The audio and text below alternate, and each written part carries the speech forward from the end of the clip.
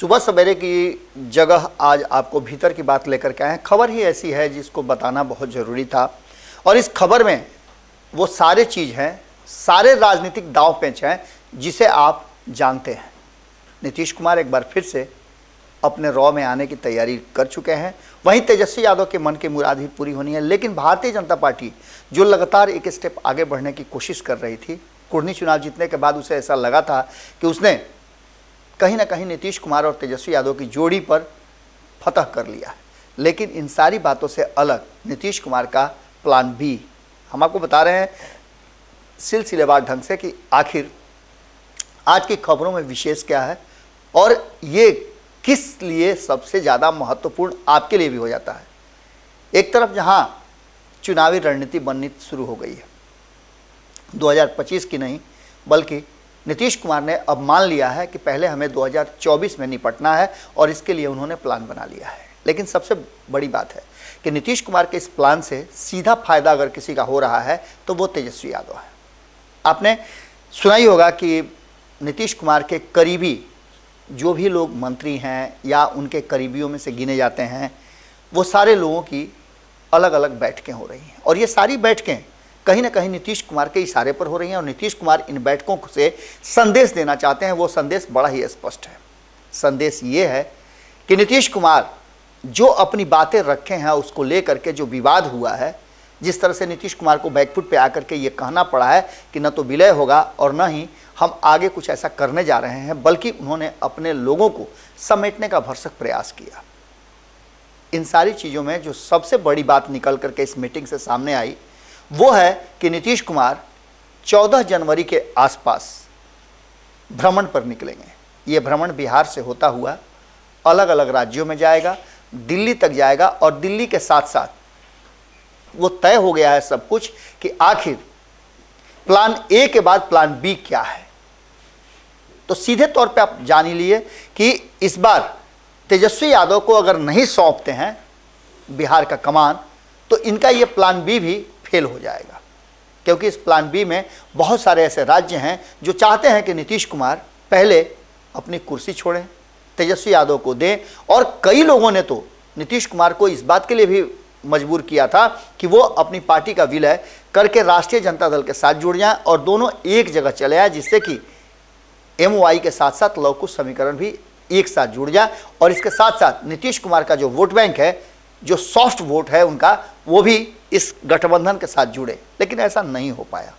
कांग्रेस ने यह शर्त रखी, लेकिन इस शर्त के साथ साथ जैसे ही इस पर हवा आनी शुरू हो गई कि बवाल मच गया। पार्टी के भीतर नीतीश कुमार के काफ़ी हंगामा हुआ और ऐसा लगा कि पार्टी बिखर जाएगी। इसको रोकने के लिए तत्काल नीतीश कुमार ने इस पर विराम लगा दिया है और पार्टी विलय के सवाल पर उन्होंने स्पष्ट कर दिया है कि ऐसी कोई बात नहीं है, न भूतो न भविष्यति।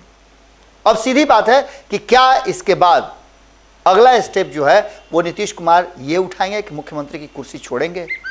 तो सूत्र बता रहे हैं और जिस तरह से दावा कर रही है राष्ट्रीय जनता दल, जिस तरह से जगदानंद सिंह ने दावा किया है कि 2023 में CM बन जाएंगे तेजस्वी यादव, ये देखने वाली बात होगी। अगर नीतीश कुमार नहीं बनाते हैं तो प्लान बी भी तैयार है। तेजस्वी यादव को CM बनाने के लिए जो आंकड़ों की 2-3 सीटों की जरूरत है उसकी पूर्ति करने का प्लान भारतीय जनता पार्टी बना रही थी।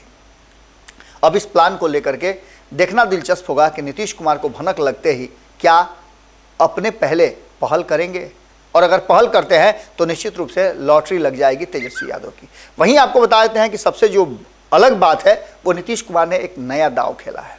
इसको थोड़ा विस्तार से आपको हम बताएंगे और इस विस्तार में कहीं ना कहीं नीतीश कुमार नरेंद्र मोदी के बढ़ते हुए कदम को या भारतीय जनता पार्टी के कहले अश्वमेघ के घोड़ा को कब्जा में करने के लिए तैयारी शुरू कर चुके हैं। नीतीश कुमार ने कहा था, आपको याद होगा ललन सिंह ने भी इस पर मुहर लगाई थी, उपेंद्र कुशवाहा भी जब उन्होंने कहा था कि नीतीश कुमार में प्रधानमंत्री बनने की सारी काबिलियत है और 2024 में प्रधानमंत्री के रूप में बिहार उनको देख रहा है, तो उसके बाद से कहीं ना कहीं सुगबुगाहट बिहार के राजनीतिक गलियारे में शुरू हो गई थी और नीतीश कुमार ने इसका प्रयास भी शुरू कर दिया था। लेकिन इस प्रयास में 1-1.5 महीने से विराम लगा हुआ है। लेकिन ऐसा नहीं है कि नीतीश कुमार इस प्लान को छोड़ चुके हैं। प्लान ए उनका सक्सेस नहीं हुआ, जिसमें कांग्रेस को भी जोड़ करके और एक बड़ा विस्तृत गठबंधन बनाने की तैयारी चल रही थी, जिसमें कहीं ना कहीं कांग्रेस ने नीतीश कुमार के नाम पर अपनी सहमति नहीं दी। इसके असर बिहार में भी आपको देखने को मिले कि बिहार में महागठबंधन में रहते हुए कांग्रेस ने एक जरूरी समझते हुए जो कहा जाता है कि एक दायरे में रह करके अपना काम शुरू किया। हालांकि गठबंधन के साथ ही है और नीतीश कुमार के साथ खड़े हैं, लेकिन इन सारी बातों के साथ अब नीतीश कुमार का जो प्लान बी है, जो दूसरे फेज में शुरू होना है, वो है कि उन राज्यों को, जो राज्य कहीं ना कहीं इस इंतजार में है कि देश में सत्ता परिवर्तन हो, उन राज्यों को जोड़ने की कवायद शुरू की जाए।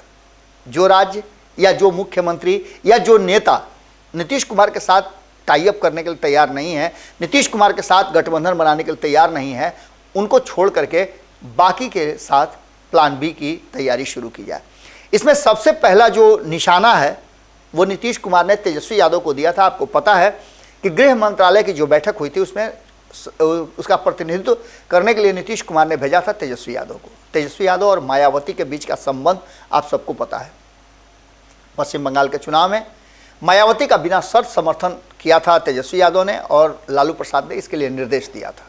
उसके बाद से मायावती ने चुनाव जीतने के बाद कहा कि बिहार में और तेजस्वी यादव को मुख्यमंत्री बनाने के लिए जो भी जरूरत होगी वो पूरा करेंगी।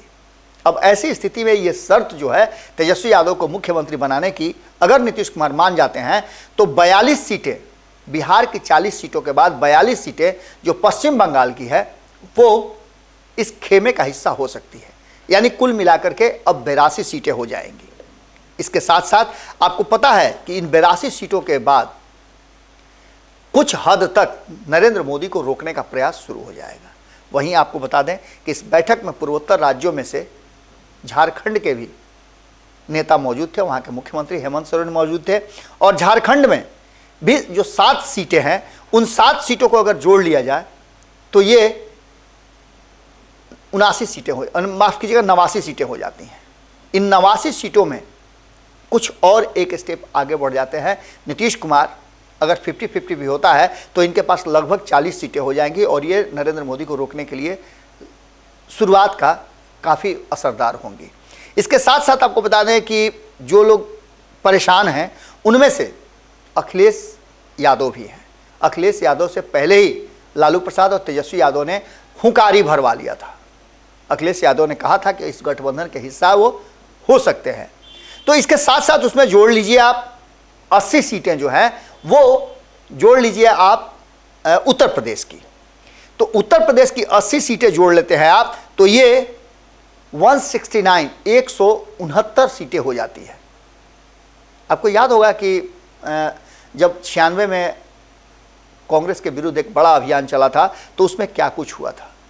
इतना से भी कम सीटें थी जिसमें सरकार बीपी सिंह की बन गई थी। तो अब जो है 179 सीटें जो हैं, माफ़ कीजिएगा 169 सीटें जो है वो काफ़ी होती है। लेकिन इसके साथ साथ कुमारस्वामी से भी मुलाकात हुई थी और कुमारस्वामी भी इसके लिए तैयार थे। उनकी 28 सीटें उस राज्य की हैं, अगर वो भी जुड़ जाती हैं तो बहुत करीब तक पहुंच जाते हैं। 272 का आंकड़ा है इस देश का प्रधानमंत्री बनने के लिए। इसमें और थोड़ा करीब पहुंच जाते हैं नीतीश कुमार। और वहीं बात करें तो चौटाला से भी उनकी बातचीत हुई है जहां 10 सीटें हैं। तो ये सब मिलाकर के 200 से अधिक सीटें हो जाती हैं। बाकी बचता है 72 सीट।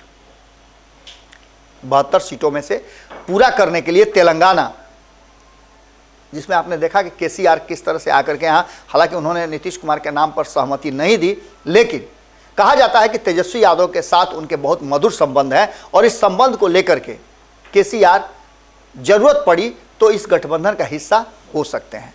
तो वहाँ भी 17 सीटें हैं और इस 17 सीटों को यदि उसमें जोड़ लेते हैं तो ये थोड़ा सा और करीब पहुँच जाता है प्रधानमंत्री की कुर्सी से।